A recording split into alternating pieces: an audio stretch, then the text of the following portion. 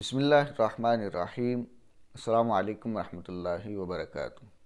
محترم ناظرین، 23 مارچ کو یہ پاکستان کی تاریخ کے اندر بڑی اہمیت حاصل ہے اور اس دن کو تمام پاکستانی وہ بڑے جوش و جذبے کے ساتھ مناتے ہیں اور پھر حکومتی سطح پر بھی اس دن کو بڑی اہمیت دی جاتی ہے۔ لیکن سوال یہ ہے کہ آخر اس دن ہوا کیا تھا؟ 23 مارچ ہم مناتے ہیں، جس دن کو یوم پاکستان بھی کہا جاتا ہے، تو اس دن کو آخر ہوا کیا تھا؟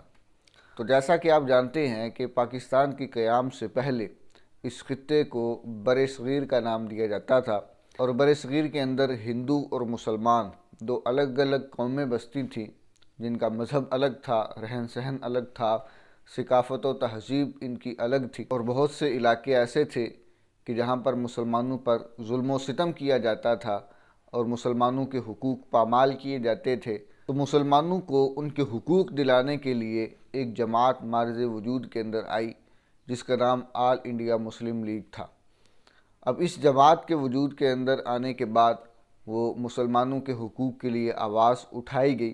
اسی جماعت کا سالانہ اجلاس 23 مارچ 1940 کو مینار پاکستان کے اندر ہوا، اور اسی اجلاس کے اندر یہ قرارداد پیش کی گئی کہ مسلمانوں کے لیے ایک علیحدہ وطن ہونا چاہیے، ایک علیحدہ ملک ہونا چاہیے کہ جس کے اندر وہ آزادانہ طور پر اپنی عبادت کر سکیں اور اپنے حقوق وہ حاصل کر سکیں۔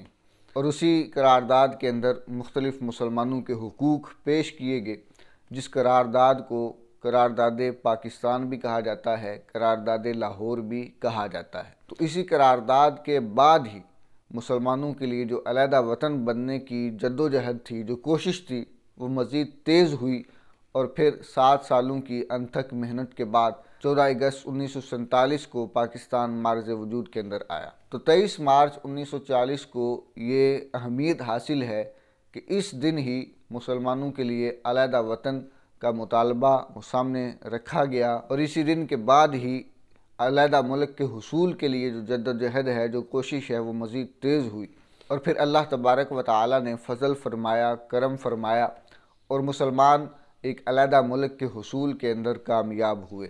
لہٰذا ہمیں چاہیے کہ ہم اس دن اپنے ان مسلمان بھائیوں کو بھی یاد رکھیں کہ جنہوں نے اس ملک کے حصول کے لیے قربانیاں دی، اپنی جانیں پیش کیں۔ اپنے ان ماؤں اور بہنوں کو یاد رکھیں کہ جن کی عزتیں اس ملک کے حصول کے لیے داؤ پر لگیں۔ اللہ تبارک و تعالیٰ کی بارگاہ میں دعا ہے کہ اللہ تبارک و تعالیٰ ان مسلمانوں کو بے حساب بخش دے اور جنت میں اعلیٰ مقام عطا فرمائے، ان کے درجات بلند فرمائے، اور ہمیں اس پیارے وطن پاکستان کی اہمیت کو سمجھنے کی توفیق عطا فرمائے، اس سے محبت کرنے کی توفیق عطا فرمائے۔